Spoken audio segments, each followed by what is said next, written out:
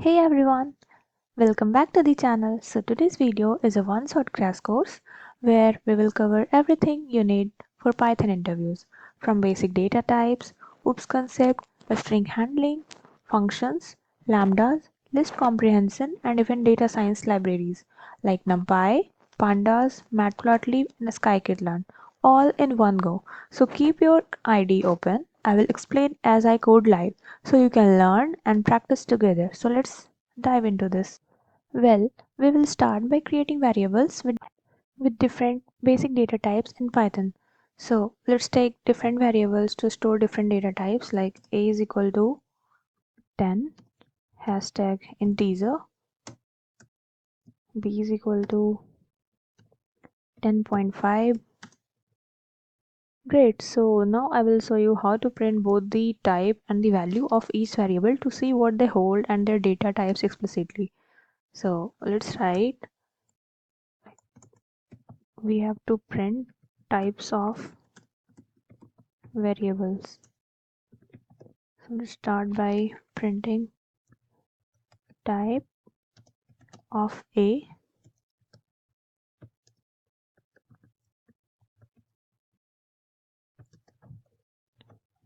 The value will be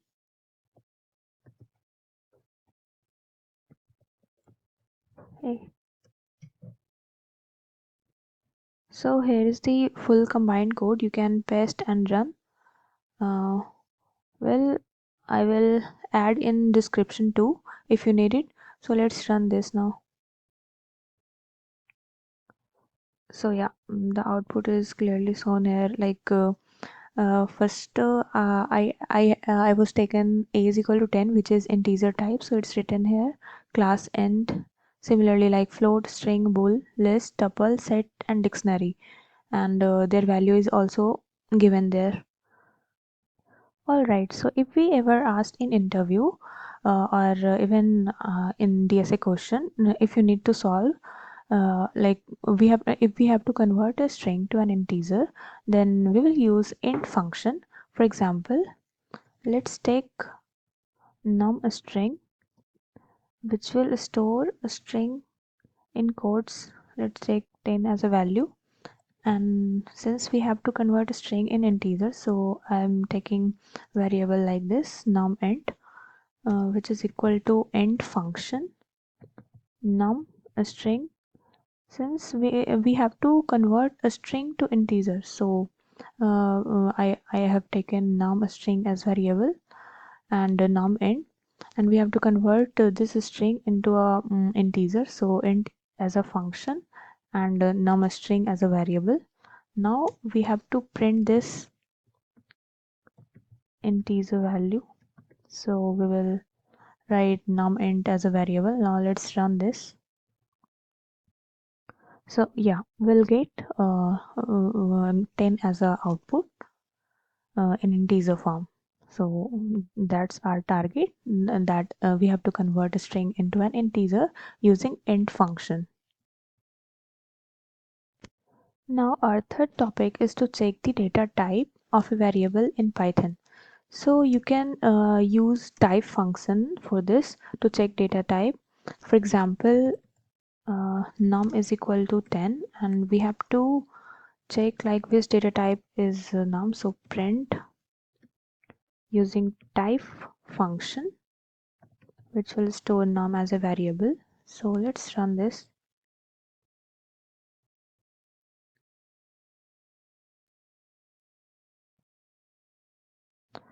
All right, so there was a network issue, I think.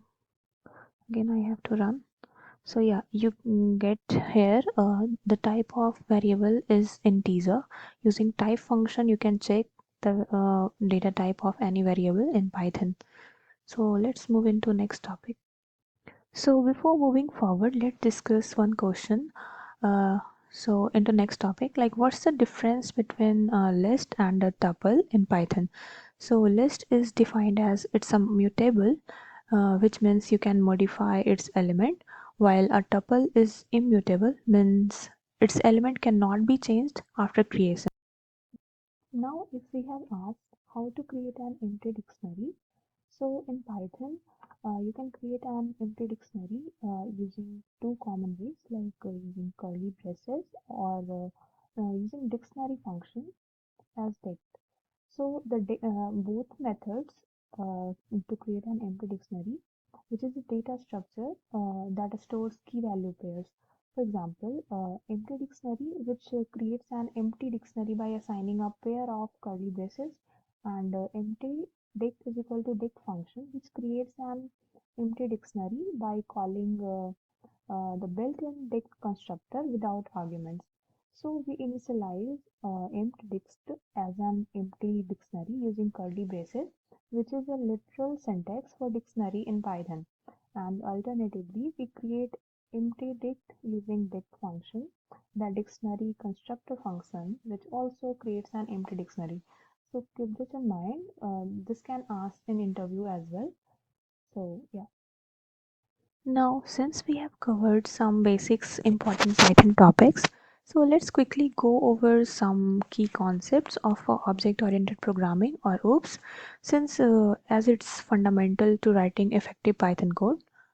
So I will explain this in quick way. Like OOPS uses objects to represent real-world entities, and classes acting as blueprints for these objects.